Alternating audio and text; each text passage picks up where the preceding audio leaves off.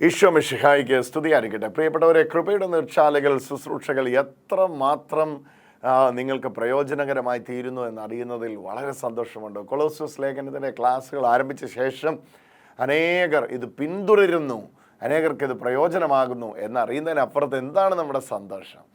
Hallelujah. പ്രത്യേകിച്ച് divine വ്യാഴാഴ്ച തോറും ഞങ്ങൾ ശുശ്രൂഷയ്ക്കായിട്ട് പോകുമ്പോൾ അവിടെ വരുന്ന അനേകർ ഇങ്ങനെ വഴിയിൽ പിടിച്ചു നിർത്തിയെന്ന് പറഞ്ഞ പോലെ സംസാരിക്കാറുണ്ട്. ബുധനാഴ്ച തോറും കൃപയുടെ നീർച്ചാലുകൾ ശുശ്രൂഷകൾ ഷാലോം ടി വിയിൽ കാണുന്നുണ്ട്. അത് വലിയ അനുഗ്രഹമാണ്. വചനം പഠിക്കാൻ കിട്ടുന്ന ഈ അവസരത്തെ പ്രയോജനപ്പെടുത്താൻ നിങ്ങൾ കാണിക്കുന്ന മനസ്സ്, അതിന് ഞാൻ ഈശോയുടെ നാമത്തിൽ നന്ദി പറയുകയാണ്. പ്രിയപ്പെട്ടവരെ, കൊളോസ്യോസ് ലേഖനം 1-ാം അധ്യായത്തിൻ്റെ അവസാന ഭാഗത്തിലേക്ക് നമ്മൾ വരികയാണ്. എന്താണ് കൊളോസ്യോസ് ലേഖനം 1-ാം അധ്യായത്തിൻ്റെ അവസാന ഭാഗത്ത് സംസാരിക്കുന്നതെന്നറിയാമോ? വിജാതിയർക്ക് വേണ്ടിയുള്ള ശുശ്രൂഷ എന്നുള്ളതാണ്. ക്രൈസ്തവ രഹസ്യമാകുന്ന ക്രിസ്തുവാണ് ക്രൈസ്തവ രഹസ്യം. ആ വിജാതിയർക്കുള്ളിലുള്ള ക്രിസ്തു എന്ന ക്രൈസ്തവ രഹസ്യത്തെ ദൈവം അപ്പോസ്തലന് വെളിപ്പെടുത്തി കൊടുക്കുകയാണ്. യഹൂദർക്ക് മാത്രം സ്വന്തമായിരുന്ന ക്രിസ്തു എന്ന ദൈവരഹസ്യം ഇതാ വിജാതിയരുടെ ഇടയിലുണ്ട് എന്ന്, വിജാതിയർക്കുള്ളിലുണ്ട് എന്നുള്ള ആ രഹസ്യം ദൈവം പരിശുദ്ധാത്മാവിലൂടെ പൗലോസ്ലീഹയ്ക്ക് വെളിപ്പെടുത്തി കൊടുക്കുകയാണ്. ആ അധ്യായമാണ് നമ്മൾ ഈ വായിക്കുന്നത്. നമ്മൾ 27 മുതലുള്ള വാക്യങ്ങൾ വായിച്ചാൽ നമുക്ക് മനസ്സിലാകും. ഈ രഹസ്യത്തിൻ്റെ മഹത്വം വിജാതികർക്കിടയിൽ എത്ര ശ്രേഷ്ഠമാണെന്ന് വിശുദ്ധന്മാർക്ക് വ്യക്തമാക്കി കൊടുക്കുവാൻ അവിടുന്ന് തീരുമാനിച്ചു. വിശുദ്ധന്മാരാകുന്ന അപ്പോസ്തലന്മാർക്ക് ദൈവം വ്യക്തമാക്കി കൊടുക്കാൻ തീരുമാനിച്ചു ഈ രഹസ്യത്തിൻ്റെ മഹത്വം വിജാതിയരുടെ ഇടയിൽ എത്ര ശ്രേഷ്ഠമാണെന്ന്. വിജാതിയർക്കിടയിലാണ് ഇത് ശ്രേഷ്ഠമാണെന്ന് വെളിപ്പെടുത്തി കൊടുത്തിരിക്കുന്നത്. വിശുദ്ധരുടെ ഇടയിൽ ഓൾറെഡി അവർക്കറിയാം ഈ രഹസ്യം ശ്രേഷ്ഠമാണെന്ന്. വിശുദ്ധരെന്ന് അവിടെ വിളിച്ചിരിക്കുന്ന പൗലോസ്ലീഹ അടങ്ങുന്ന സംഘത്തെയാണ്. എന്നാൽ വിജാതീയരുടെ ഇടയിൽ ഈ രഹസ്യത്തിൻ്റെ ശ്രേഷ്ഠത ഇന്നതെന്ന് അറിയിക്കാൻ ദൈവത്തിന് ഇഷ്ടം തോന്നി. അതാണ് അവിടുത്തെ ആ മഹത്വം എന്ന് പറയുന്നത്. ഈ മഹത്വത്തിൻ്റെ ശ്രേഷ്ഠത എന്താണെന്ന് വിശുദ്ധന്മാരിലൂടെ വിജാതീയരെ അറിയിക്കാൻ ദൈവത്തിന് ഇഷ്ടം തോന്നി. ആ മഹത്വത്തിൻ്റെ രഹസ്യം, ആ രഹസ്യത്തിൻ്റെ മഹത്വത്തിൻ്റെ പ്രത്യാശയായി ക്രിസ്തു നിങ്ങൾ ഇരിക്കുന്നു എന്നുള്ളത് തന്നെയാണ്. യഹൂദരല്ലാത്ത എല്ലാവരെയും വിജാതീയരെന്നാണ് ബൈബിൾ വിളിച്ചിരിക്കുന്നത്. അപ്പോൾ ഞാൻ വിജാതീയനാണ്, നിങ്ങൾ വിജാതീയരാണ്, നമ്മൾ വിജാതീയരാണ്. യഹൂദരല്ലാത്ത എല്ലാവരെയും ബൈബിൾ വിളിക്കുന്ന ഭാഷ വിജാതീയരെന്നാണ്. അപ്പോൾ വിജാതീയരുടെ ഇടയിൽ ഈ രഹസ്യത്തിൻ്റെ മഹത്വം എത്ര ശ്രേഷ്ഠമാണെന്ന് അറിയിക്കാൻ ദൈവത്തിന് ഇഷ്ടം തോന്നി. ഏതാണ് വിജാതീയർ? നമ്മളാണ്. നമ്മുടെ ഇടയിലാണ് ക്രിസ്തു ഇരിക്കുന്നത്, നമ്മുടെ ഉള്ളിലാണ് ക്രിസ്തു ഇരിക്കുന്നത്. അപ്പോൾ ആ രഹസ്യം, അതിൻ്റെ വലുപ്പം എന്താണെന്ന് നമ്മെ അറിയിക്കാൻ ഉതകുന്ന കൃപയാണ് പൗലോസ്ലീഹയ്ക്ക് ലഭിച്ചതായിട്ട് അദ്ദേഹം പരിശുദ്ധാത്മാവിൽ നിറഞ്ഞ് പറയുന്നത്. അപ്പോൾ ഇത് വ്യക്തമാക്കി പറഞ്ഞു കഴിഞ്ഞാൽ നമ്മെ സംബന്ധിച്ചുള്ള ക്രൈസ്തവമായ ക്രിസ്തുവിലുള്ള ജീവരഹസ്യമാണ് പരിശുദ്ധാത്മാവ് സംസാരിക്കുന്നത്. എൻ്റെ പ്രിയപ്പെട്ടവരെ, ഇത് വലിയ ഒരു ജീവനായിട്ട് നമുക്ക് ദൈവത്തിൻ്റെ ആത്മാവ് ഈ വചനം നൽകുകയാണ്. അതുതന്നെയാണ് നമ്മളിവിടെ അവനെയാണ് ഞങ്ങൾ പ്രഖ്യാപിക്കുന്നത്. അപ്പം നമ്മുടെ ഉള്ളിലിരിക്കുന്ന ക്രിസ്തു, ഇതൊരു വലിയ റിയലൈസേഷനാണ്. ക്രൈസ്റ്റ് ഇൻ ഹെവൻ, ക്രിസ്തു സ്വർഗത്തിലുണ്ട്. അത് പറയുന്നതിലും വിശ്വസിക്കുന്നതിലും തെറ്റില്ല. പക്ഷേ ഇവിടെ അല്പം കൂടെ അകത്തേക്ക് നമ്മെ വിളിച്ചിട്ട് പറയാണ്, ക്രിസ്തു സ്വർഗത്തിലുണ്ട്, ക്രിസ്തു മഹോന്നതനാണ്, ക്രിസ്തു മഹത്വപൂർണനാണ്. അതെല്ലാം അവിടെ നിൽക്കുമ്പോൾ ഒരു പടി കൂടെ കയറി പറയുകയാണ്, മഹത്വപൂർണനായ ക്രിസ്തു നമ്മിലുണ്ട്, എന്നിലുണ്ട്, നിങ്ങളിലുണ്ട്. ഹല്ലേലൂയ. എന്നിലിരിക്കുന്ന ക്രിസ്തു. അപ്പോൾ എന്നിലിരിക്കുന്ന ക്രിസ്തുവിനെയാണ് ഞങ്ങൾ പ്രഖ്യാപിക്കുന്നത്, എന്നിലിരിക്കുന്ന ക്രിസ്തുവിനെയാണ് ഞങ്ങൾ പറയുന്നത്. അപ്പം നമ്മിലിരിക്കുന്ന ഒരനുഭവം, എൻ്റെ പ്രിയപ്പെട്ടവരെ, നമ്മിലിരിക്കുന്ന ക്രിസ്തുവിനെ കാണുകയാണ്, അറിയുകയാണ് ഏറ്റവും വലിയ പ്രധാനപ്പെട്ടതായ കാര്യമായിരിക്കുന്നത്. എന്നിലിരിക്കുന്ന ക്രിസ്തുവിനെ ഞാൻ കാണുകയാണ്. മഹത്വപൂർണനായ ക്രിസ്തു എൻ്റെ ഉള്ളിലിരിക്കുന്നു, നിങ്ങളിലിരിക്കുന്നു, നമ്മളിലിരിക്കുന്നു. എനിക്കിന്ന പ്രശ്നമുണ്ട്, എനിക്കിന്ന പ്രതികൂലമുണ്ട് എന്ന് പറയുന്ന നമ്മോട് ദൈവം ആവശ്യപ്പെടുകയാണ്, എന്നിൽ ക്രിസ്തു ഉണ്ട് എന്ന് നീ പറ. മഹത്വപൂർണനായ ക്രിസ്തു എൻ്റെ ഉള്ളിലിരിക്കുന്നു എന്ന് നീ പറ. ഉള്ളിലിരിക്കുന്ന ക്രിസ്തുവിൻ്റെ വലുപ്പം നീ കാണുക. കർത്താവ് ആവശ്യപ്പെടുകയാണ്, എൻ്റെ വലുപ്പം നീ കാണുക, എൻ്റെ കയ്യിൽ നിന്നെ തരിക. എൻ്റെ ഉള്ളിലിരിക്കുന്ന ക്രിസ്തുവേ, ഒന്ന് ഒന്ന് ഒന്ന് ഒന്ന് ഒന്ന് ഉറച്ചൊന്ന് പറഞ്ഞു നോക്കി. എൻ്റെ ഉള്ളിലിരിക്കുന്ന ക്രിസ്തുവേ, എന്നിൽ വാഴുന്ന ക്രിസ്തുവേ, എന്നിലിരിക്കുന്ന ക്രിസ്തുവേ. അത് അത് അത് കുറച്ചുകൂടെ നമ്മുടെ വ്യക്തിത്വത്തിലേക്ക് ആ വചനം തൊടുകയാണ്. നമ്മെ ആഴമായി ആ വചനം സ്പർശിക്കുക. നമ്മോട് ആ വചനം വളരെ ഇൻറ്റിമേറ്റായിട്ട് സംസാരിക്കുകയാണ്. എന്നിലിരിക്കുന്ന ആ Kristu, Christ in you, Christ in you the hope of the glory. മഹത്വത്തിൻ്റെ പ്രത്യാശയായ ക്രിസ്തു നിങ്ങളിലിരിക്കുന്നു, എന്നിലിരിക്കുന്നു. അത് വേറൊരു മാനത്തിലേക്ക് തന്നെ നമ്മെ ആ ചിന്ത കൊണ്ടുപോവുകയാണ്. എൻ്റെ പ്രിയപ്പെട്ടവരെ, എന്നിലിരിക്കുന്ന ക്രിസ്തു എന്താണ് ചെയ്യുന്നത്? എന്നെ പക്വതയിലേക്ക് എത്തിക്കുകയാണ്. തൊട്ട് താഴത്തെ വാക്യം കൂടെ ഞാൻ വായിക്കാം. കൊളോസ്യോസ് ലേഖനം 1-ാം അധ്യായത്തിൻ്റെ 28-ാമത്തെ വചനം. അവനെയാണ് ഞങ്ങൾ പ്രഖ്യാപിക്കുന്നത്. കൊളോസ്യോസ് ലേഖനം 1-ാം അധ്യായത്തിൻ്റെ 28-ാമത്തെ വചനമാണ്. അവനെയാണ് ഞങ്ങൾ പ്രഖ്യാപിക്കുന്നത്. ആരെയാണ് ഞങ്ങൾ പ്രഖ്യാപിക്കുന്നത്? ഞങ്ങളുടെ ഉള്ളിലിരിക്കുന്ന ക്രിസ്തുവിനെയാണ് ഞങ്ങൾ പ്രഖ്യാപിക്കുന്നത്. ഞങ്ങൾ പ്രഖ്യാപിക്കുന്ന ക്രിസ്തു ഞങ്ങളുടെ ഉള്ളിലാണ് ഇരിക്കുന്നത്. നോക്കൂ ആ ചിന്ത. അവനെയാണ് ഞങ്ങൾ പ്രഖ്യാപിക്കുന്നത്. എല്ലാ മനുഷ്യരെയും ക്രിസ്തുവിൽ പക്വത പ്രാപിച്ചവരാക്കാൻ വേണ്ടി ഞങ്ങളെല്ലാവർക്കും മുന്നറിയിപ്പ് നൽകുകയും എല്ലാവർക്കും സർവജ്ഞാനവും പഠിപ്പിക്കുകയും ചെയ്യുന്നു. സർവജ്ഞാനവും എല്ലാവരെയും പഠിപ്പിക്കുകയാണ്. എന്തിനാ സർവജ്ഞാനം എല്ലാവരെയും പഠിപ്പിക്കുന്നത്? അവനെ ഞങ്ങൾ അറിയിക്കുകയാണ്, അവനെ ഞങ്ങൾ പ്രഖ്യാപിക്കുകയാണ്. വി പ്രൊക്ലെയിം ഹിം ആൻഡ് വാണിങ് എവ്രി വൺ ഫോർ ഹിം. അവന് വേണ്ടി ഞങ്ങൾ ഓരോരുത്തരോട് പോയിട്ട് മുന്നറിയിപ്പ് നൽകുകയാണ്. എന്നിട്ട് പറയുകയാണ്, എല്ലാ മനുഷ്യരും ക്രിസ്തുവിൽ പക്വത പ്രാപിക്കാൻ. അപ്പോൾ കണ്ടോ എവിടുന്ന പക്വത വരുന്നത് കണ്ടേ? നമ്മിലിരിക്കുന്ന ക്രിസ്തു, എന്നിലിരിക്കുന്ന ക്രിസ്തു, നിങ്ങളിരിക്കുന്ന ക്രിസ്തു. ആ ക്രിസ്തുവിൽ നിന്നാണ് നമുക്ക് മെച്യൂരിറ്റി വരുന്നത്, നമുക്ക് പക്വത വരുന്നത്. എന്നിലിരുന്നാണ് ക്രിസ്തു നമ്മെ പക്വതയുള്ളവരാക്കുന്നത്. നമ്മൾ പക്വതയുള്ളവരായിട്ട് മാറിയിട്ട് ക്രിസ്തുവിലേക്ക് പ്രവേശിക്കുകയാണെന്നാണ് പലരും തെറ്റിദ്ധരിച്ചിരിക്കുന്നത്. അല്ല, ക്രിസ്തുവിൽ ജീവിതം ആരംഭിക്കുമ്പോൾ നിങ്ങൾ ഇമ്മച്വറായിരിക്കാം, പക്വതയില്ലാത്തവരായിരിക്കാം. എന്നാൽ കാതങ്ങൾ ഈശോയോടൊപ്പം സഞ്ചരിക്കുമ്പോൾ നമ്മിലേക്ക് പക്വത വരികയാണ്. പത്രോസ്ലീഹയുടെ ജീവിതത്തിൽ അതല്ലേ നമ്മൾ കാണുന്നത്. ഒരു മുക്കുവനായ മനുഷ്യൻ, ഒരു സാധാരണ മനുഷ്യൻ ഈശോയെ സ്വീകരിക്കുകയാണ്, ഈശോയോടൊപ്പം യാത്ര ചെയ്യുകയാണ്. അവിടുന്ന് ഒരു ഉൾഗ്രാമത്തിലെ ഭാഷ പോലും പരിമിതമായ അറിവുള്ള, വിദ്യാഭ്യാസം പോലും വിദ്യ ലഭിച്ചിട്ടില്ലാത്ത ഒരു ഉൾഗ്രാമത്തിലെ ഒരു സാധാരണ മനുഷ്യൻ ക്രൈസ്തവ സമൂഹത്തിൻ്റെ അല്ല, ആഗോള ക്രൈസ്തവ സഭയുടെ തന്നെ നിർണായകമായ വ്യക്തിയായി മാറുകയാണ്. അപ്പോൾ നോക്കി, തള്ളിപ്പറയുന്ന 3 പ്രാവശ്യം തള്ളിപ്പറയുന്ന അപക്വതയിൽ നിന്ന് ഞാൻ അവന് വേണ്ടി ഇതാ തലകീഴായി ക്രൂശിക്കപ്പെടുകയാണെന്ന് പറയുന്ന പക്വതയിലേക്ക് ഒരു മനുഷ്യൻ നടന്നു നീങ്ങുന്നെങ്കിൽ ആ നടന്നു നീങ്ങുന്നത് ക്രിസ്തുവിലുള്ള പക്വതയാണ്.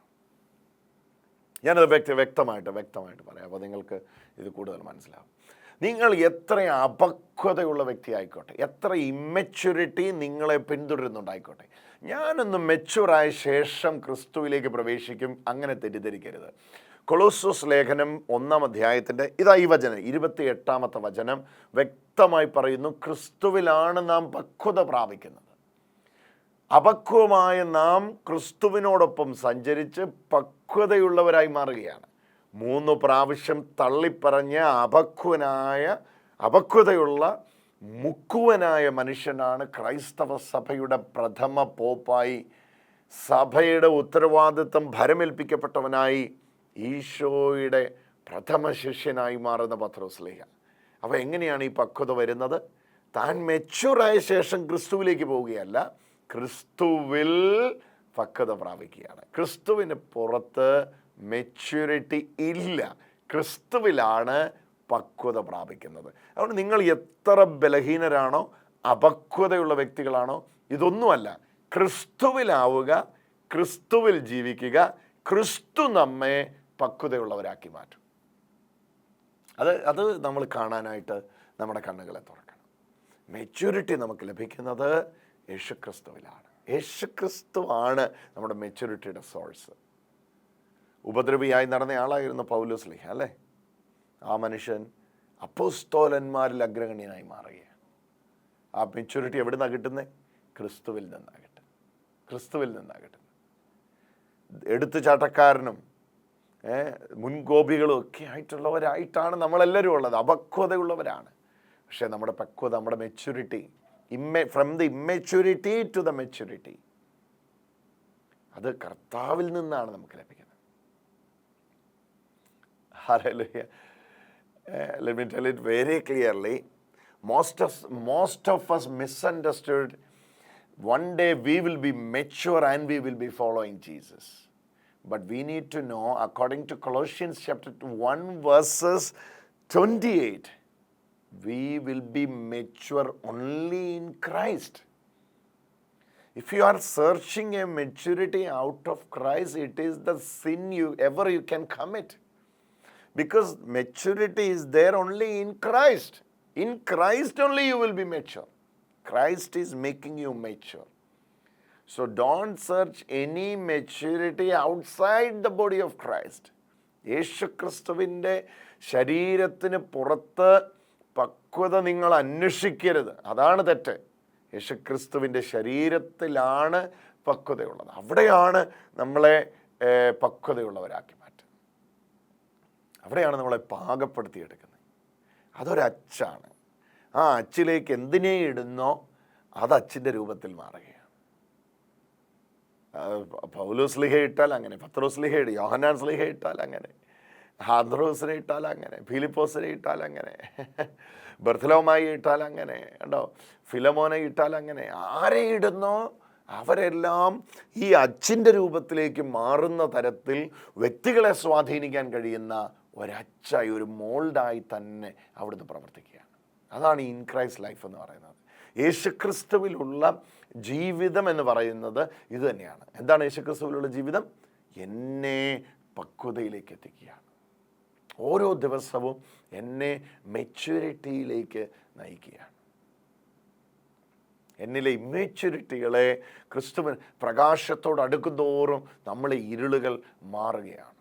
ആ പദം ആവർത്തിച്ച് ഞാൻ വീണ്ടും വീണ്ടും പറയട്ടെ. More you are making yourself closer to the light, the darkness will flee from you. നിങ്ങൾ എത്രത്തോളം വെളിച്ചത്തിലേക്ക് നിങ്ങളെ തന്നെ നയിക്കുവാൻ താല്പര്യപ്പെടുന്നോ അത്രത്തോളം ഇരുട്ട് നമ്മിൽ നിന്ന് പോയി മാറും. ഹല്ലേലൂയ. ഇരുട്ട് വിട്ടുമാറുന്നത് വെളിച്ചത്തിൻ്റെ സാന്നിധ്യത്തിലാണ്. ആരാണ് ഇവിടുത്തെ വെളിച്ചം എന്ന് പറയുന്നത്? ക്രിസ്തുവാണ്. അപ്പോൾ ഞാൻ പക്വത പ്രാപിച്ച് ക്രിസ്തുവിലേക്ക് പോവുകയല്ല, ക്രിസ്തുവിൽ ഞാൻ പക്വത പ്രാപിക്കുക. ഒന്നുകൂടെ ഞാൻ പക്വത പ്രാപിച്ച്, ഞാൻ പക്വതയൊക്കെ ഉള്ളവനായിട്ട് ക്രിസ്തുവിനെ സേവിക്കാൻ പോവുക, സ്നേഹിക്കാൻ പോവുക. നോ, അങ്ങനെ നിങ്ങൾക്ക് പറ്റില്ല. ക്രിസ്തുവിലാണ് പക്വത. ക്രിസ്തുവിന് പുറത്ത് പക്വതയില്ല. അതാ ഇവിടെ വായിക്കുന്നത്. അവനെയാണ് ഞങ്ങൾ പ്രഖ്യാപിക്കുന്നത്. എല്ലാ മനുഷ്യരെയും, ഏത് മനുഷ്യരെയും ക്രിസ്തുവിൽ പക്വത പ്രാപിച്ചവരാക്കാൻ വേണ്ടി, കണ്ടോ, എല്ലാ മനുഷ്യരെയും ക്രിസ്തുവിൽ പക്വത പ്രാപിച്ചവരാക്കാൻ വേണ്ടി. എവിടെയാ പക്വത? ക്രിസ്തുവിലാണ്. ആരാക്കുന്നത്? പക്വത പ്രാപിച്ചവരാക്കുന്ന ആരാണ്? ക്രിസ്തുവാണ്. എല്ലാ മനുഷ്യരെയും, കുടിയനോ മുടിയനോ വഴക്കാളിയോ മദ്യപനോ വെറുക്കുത്തിൽ ജീവിക്കുന്നവനോ വ്യഭിചാരിയോ മോഷ്ടാവോ കൊലപാതകനോ ആരുമായിക്കോട്ടെ കൊണ്ടിടുകയാണ്, ക്രിസ്തുവിലേക്ക് ഇടുകയാണ്. അതുകൊണ്ടാണ് ഈശോയ്ക്ക് സക്കാവുസിനെ സ്വാധീനിക്കാൻ കഴിയുന്നത്. പാപിയായൊരു മനുഷ്യനാണ്. പക്ഷേ ക്രിസ്തുവിൻ്റെ കൂടെയുള്ള ജീവിതത്തിൽ സക്കാവുസ് അറിയാതെ വിളിച്ചു പറയുകയാണ്, ഞാൻ ചതിവായി വാങ്ങിയിട്ടുള്ളത് ഇതാ ഞാൻ 4 മടങ്ങ് ധാരാളമായി തിരികെ കൊടുക്കാൻ പോകുകയാണ്. സക്കാവുസ് എന്ന് പറയുന്ന മനുഷ്യൻ ഇമ്മെച്വറാണ്, പക്വതയില്ലാത്തവനാണ്. എന്നാൽ പക്വതയുടെ ഉറവിടത്തെ കണ്ടെത്തുമ്പോൾ ആ മനുഷ്യൻ പക്വതയിലേക്ക് വരികയാണ്. ഹല്ലേലൂയ. ഇത് വളരെ ക്ലിയർ ആയിട്ട് മനസ്സിലാക്കാൻ നമ്മെ പക്വതയാക്കുന്നത് നിങ്ങൾ വായിക്കുന്ന കുറേ പുസ്തകങ്ങളല്ല. പുസ്തകങ്ങൾ വായിക്കുന്നതിൽ തെറ്റില്ല, ഒരുപാട് അറിവുകൾ കിട്ടും. But what makes you mature, എന്താണ് നമ്മെ പക്വതയിലേക്ക് എത്തിക്കുന്നതെന്ന് അറിയാമോ? നമ്മളെ പക്വതയിലേക്ക് എത്തിക്കുന്നത് നമ്മളിരിക്കുന്ന ക്രിസ്തുവാണ്. അതിനാണ് ക്രിസ്തുവിനെ നമ്മുടെ ഉള്ളിൽ വെച്ചിരിക്കുന്നത്. അപ്പോൾ എന്ത് ചെയ്താൽ മതി? നിങ്ങൾ ക്രിസ്തുവിനെ പ്രഖ്യാപിക്കുക. പ്രൊക്ലൈം ക്രൈസ്റ്റ്, ക്രിസ്തുവിനെ പ്രഖ്യാപിക്കുക. ക്രിസ്തുവിനെ പ്രഖ്യാപിക്കും തോറും ക്രിസ്തു നമ്മുടെ ജീവിതത്തെ സ്വാധീനിക്കാൻ തുടങ്ങും. ആ സ്വാധീനം നമ്മുടെ ജീവിതത്തിൽ ആരംഭിക്കും തോറും നാം അറിയാതെ നമ്മുടെ ജീവിതം അവിടുത്തെ രൂപത്തിനും ഭാവത്തിനും അനുസരിച്ച് കടന്നു പോകും. പ്രതികരിക്കുന്ന രീതിയേ മാറിപ്പോകും. പ്രതികരിക്കുന്ന, ഇപ്പോൾ എൻ്റെ മുമ്പിൽ കടഭാരം ഇരിക്കുകയാണ്. കടഭാരത്തോട് ക്രിസ്തുവിൽ ജീവിക്കുന്ന മനുഷ്യൻ പ്രതികരിക്കുന്നതും പുറത്തുള്ളവൻ പ്രതികരിക്കുന്നതും രണ്ട് തരത്തിലാണ്. പുറത്തുള്ളവൻ പ്രതികരിക്കുന്നവൻ എങ്ങനെയാണ്? ലോകത്തുള്ളവൻ പ്രതികരിക്കുന്നത്, ഇനി എനിക്ക് രക്ഷയില്ല, ഞാൻ എന്ത് ചെയ്യുമെന്ന് അറിയില്ല, ഞാൻ ചെയ്യുന്നതെല്ലാം തകർച്ചയാണ്, ഞാൻ താഴെയായി പോവുകയാണ്, ഇല്ല ഞാൻ തീർന്നെന്ന് തോന്നുന്നു, ഇനി എനിക്ക് കരകയറാൻ കഴിയുമെന്ന് തോന്നുന്നില്ല. നിഷേധാത്മകമായ വാക്കുകൾ കൊണ്ട് ഹൃദയം നിറച്ച്, മനസ്സ് നിറച്ച്, കലുഷിതമായ മനസ്സിൻ്റെ ഉടമയായി, ബന്ധിക്കപ്പെട്ടവനായി മനുഷ്യന്മാർ മാറുമ്പോൾ ക്രിസ്തുവിലുള്ള മനുഷ്യൻ പറയുന്നു, എനിക്ക് കടഭാരമുണ്ട്, പക്ഷേ അതിനെ അതിജീവിക്കുവാനുള്ള ക്രിസ്തു എന്നിലുണ്ട്. നിന്നാൽ ഞാൻ പടക്കൂട്ടത്തിന് നേരെ പാഞ്ഞു ചെല്ലും, എൻ്റെ ദൈവത്താൽ ഞാൻ മതിൽ ചാടിക്കടക്കും. എന്നെ ശക്തനാക്കുന്നവൻ മുഖാന്തരം എനിക്കെല്ലാം ചെയ്യാൻ സാധിക്കും. ആരാ നിന്നെ ശക്തനാക്കുന്നത്? പുറത്തുനിന്നൊരു ശക്തി വന്ന് നിന്നെ ശക്തനാക്കുകയല്ല, നിന്നിലിരിക്കുന്ന ക്രിസ്തുവാണ് നിന്നെ ശക്തനാക്കുന്നത്. Christ inside you is making you mature. Hallelujah. ക്രിസ്തു, നിന്നിലിരിക്കുന്ന ക്രിസ്തുവാണ് നിന്നെ പക്വതയിലാക്കുന്നത്. നിങ്ങൾ ബൈബിളിലെ ഏത് ക്യാരക്ടറിനെ എടുക്കുക, ഏത് വ്യക്തികളെ എടുക്കുക, ഏത് വ്യക്തികളെ എടുത്ത് എല്ലാവരും ഇമ്മച്ചുറായിരുന്നു. എടുത്തുചാട്ടമുള്ളവരും പാപികളും ചുങ്കക്കാരും കൊള്ളരുതാത്തവരും തെറ്റിൽ ജീവിച്ചവരും 5 ഭർത്താക്കന്മാരുണ്ടായിരുന്ന ശാമരിയ സ്ത്രീയും കല്ലെറിയാൻ വ്യഭിചാര കുറ്റത്തിൽ പിടിക്കപ്പെട്ട വ്യഭിചാരിണിയായ സ്ത്രീയും ഭൂതബാധിതരും ദുർഭൂതബന്ധിതരായവരും ഒക്കെയായി. പക്ഷെ അവരെല്ലാം ഈ മോൾഡിനകത്ത്, ഈ അച്ചിനകത്തേക്ക് കൊണ്ടിടുകയാണ്. അവരുടെ എല്ലാം ജീവിതം മാറുകയാണ്.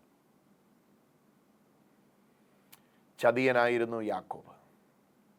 അപ്പനെ ചതിച്ചവൻ, സഹോദരനെ ചതിച്ചവൻ, കള്ളം പറഞ്ഞവൻ. പക്ഷേ ആ യാക്കോബ് പഴയ നിയമത്തിൽ ഇതാ ഇസ്രായേൽ എന്ന പേര് വിളിക്ക് യോഗ്യനായി 12 ഗോത്രങ്ങളുടെയും പിതാവായി മാറുകയാണ്. എന്താണ് അദ്ദേഹത്തെ മെച്ചുറാക്കിയത്? ദൈവത്തിൻ്റെ മഹത്വം. മുൻകോപ നിമിത്തം സ്വന്തം സഹോദരനെ അടിച്ചു കൊന്ന് മണലാരുണ്യത്തിൽ ആഴത്തിൽ പൂഴ്ത്തിവെച്ചവനാണ് മോസസ്. ആ മോസസാണ് ശാന്തത ശീലിച്ചവനായി, പിറുപിറുത്ത ജനത്തിൻ്റെ നടുവിലേക്ക് പിറുപിറുക്കാത്തവനായി ഇറങ്ങിച്ചെല്ലുന്നത്. എങ്ങനെയാണ് ഈ മാറ്റം സംഭവിക്കുന്നത്? ഇത് കർത്താവിൽ വ്യക്തികൾക്ക് സംഭവിക്കുന്ന രൂപാന്തരത്തിൻ്റെ സാക്ഷ്യമാണ്. എൻ്റെ പ്രിയപ്പെട്ടവരെ, യേശുക്രിസ്തുവിനെ അറിയുക. രണ്ടാമത്തേത്, എന്നിലിരിക്കുന്ന യേശുക്രിസ്തുവിനെ അറിയുക. മൂന്നാമത്, എന്നെ പക്വതയിലെത്തിക്കുവാൻ പ്രവർത്തിക്കുന്ന യേശുക്രിസ്തുവിനെ അറിയുക. ഇതാണ് ക്രൈസ്തവ ധാർമ്മികത, ഇതാണ് ക്രൈസ്തവ ഉത്തരവാദിത്വം. ക്രിസ്ത്യൻ മിഷൻ ഇതാണ്. ക്രിസ്തുവിനെ അറിയുക, നിന്നിലിരിക്കുന്ന ക്രിസ്തുവിനെ അറിയുക. നിന്നെ പക്വതയിലെത്തിക്കുവാൻ നിന്നിൽ അവൻ പ്രവർത്തിക്കുന്നു. അവൻ്റെ പ്രവർത്തനം നിൻ്റെ ശിരകളിലൂടെ വെളിപ്പെടുന്നു, അസ്ഥിധമനികളിലൂടെ വ്യാപിക്കുന്നു എന്ന് വിശ്വസിക്കുക. അതാണ് ആത്യന്തികമായ ദൈവവിളി, ആത്യന്തികമായ ദൈവോദ്ദേശം. ഇതിലേക്ക് പരിശുദ്ധാത്മാവ് നമ്മെ നയിക്കട്ടെ. കൃപയുടെ നീർച്ചാലുകൾ, വ്യക്തികളുടെ ജീവിതത്തിൽ കർത്താവ് ചെയ്യുന്ന അത്ഭുതത്തിൻ്റെ സാക്ഷ്യങ്ങൾ. പ്രത്യേകിച്ച് എല്ലാ വ്യാഴാഴ്ചകളും ഡിവൈനിൽ ശുശ്രൂഷകൾക്ക് നിങ്ങളിൽ പലരും എത്തുന്നുണ്ട്. ഇപ്പോഴിതാ ഡിവൈനിൽ എല്ലാ വ്യാഴാഴ്ചകളും പുറത്തുനിന്ന് വരുന്നവർക്ക് ശുശ്രൂഷയ്ക്ക് പങ്കെടുക്കാൻ ഒരു ദിവസം മാത്രമായിട്ട് അവസരം ലഭിക്കുകയാണ്. അനേകം മക്കൾ അവിടേക്ക് എത്തിച്ചേരുന്നു. അനേക സാക്ഷ്യങ്ങൾ അവിടുന്ന് നമ്മൾ കേട്ടുകൊണ്ടിരിക്കുന്നു. ഇത് വ്യക്തികളുടെ ജീവിതത്തിൽ കർത്താവ് ചെയ്യുന്ന അത്ഭുത സാക്ഷ്യങ്ങൾ നമ്മൾ കേൾക്കുകയും അത്ഭുതം സ്വീകരിക്കുകയും ചെയ്യുന്ന സമയം കൃപയുടെ നീർച്ചാലുകൾ. അവനിൽ ഞാൻ ജീവിക്കാം. എന്നെ അവരെല്ലാം കൂടെ എന്ത് ചെയ്യുമെന്നല്ല, അവനിൽ ഞാൻ ജീവിക്കാം.